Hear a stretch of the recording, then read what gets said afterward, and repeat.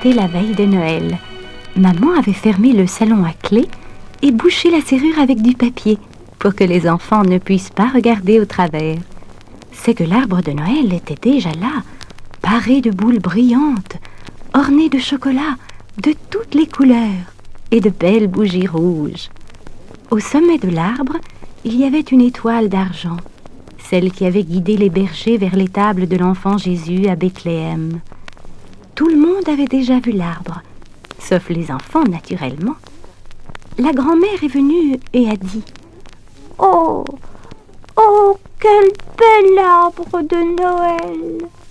Et le grand-père « Oh oui, oh il est vraiment beau et tellement bien fourni !» Le petit chat a rôdé autour de l'arbre sur ses pattes de velours en miaulant.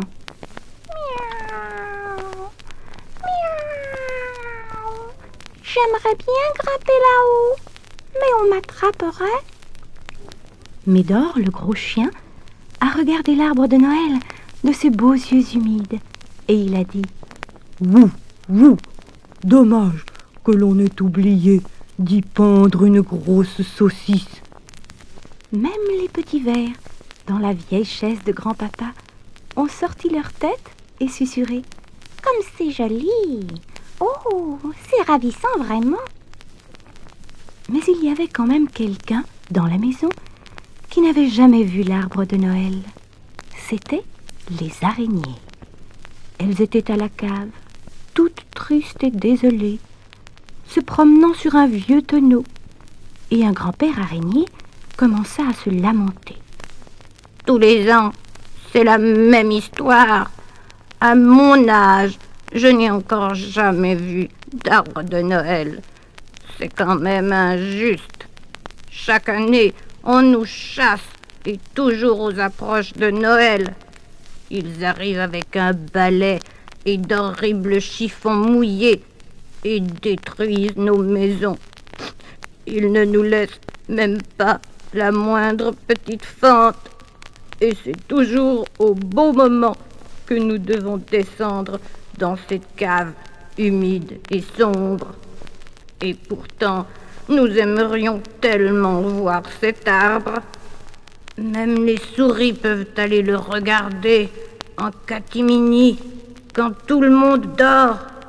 Mais nous, on nous chasse de partout, on nous persécute, on nous relègue à la cave, comme si nous n'avions pas le droit de vivre. Et là-dessus, le grand-père araignée s'est mis à pleurer, à fendre l'âme. Pendant qu'il se lamentait, un petit ange était entré dans la cave et s'était assis sur le rebord de la fenêtre. Il a eu pitié des araignées et leur a dit « Je vais vous aider, venez toutes avec moi, mais faites doucement, tout doucement. » C'était au milieu de la nuit. L'ange a gravi silencieusement les marches de l'escalier et il est entré au salon, suivi de toutes les araignées, les grosses, les petites, celles aux longues jambes, celles avec une croix sur le dos. Oh, comme elles étaient contentes, les araignées.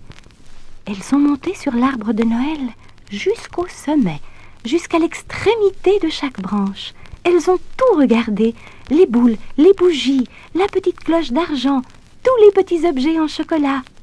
Elles sont restées jusqu'au matin. Et après avoir bien remercié l'ange, elles sont retournées toutes contentes à la cave. Mais quand l'ange a regardé l'arbre, il a vu qu'il était complètement recouvert de toiles d'araignée. Oh, ce n'était pas très beau à voir, vous pouvez bien l'imaginer. Mais il était trop tard pour les enlever. Tout angoissé, l'ange se demandait ce qu'il pourrait bien faire. Tout d'un coup, il a eu une idée. Il est passé à côté de chaque fil et l'a touché tout doucement avec ses doigts d'ange.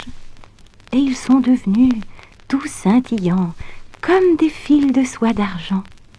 Le soir de Noël, quand les enfants sont entrés au salon, ils se sont écriés, rayonnant de joie. « Regarde maman, regarde papa, comme il est joli notre arbre, plus beau que jamais. Ces fils argentés sont sûrement des cheveux d'ange. » Et à partir de ce moment-là, il y a des cheveux d'ange sur beaucoup d'arbres de Noël.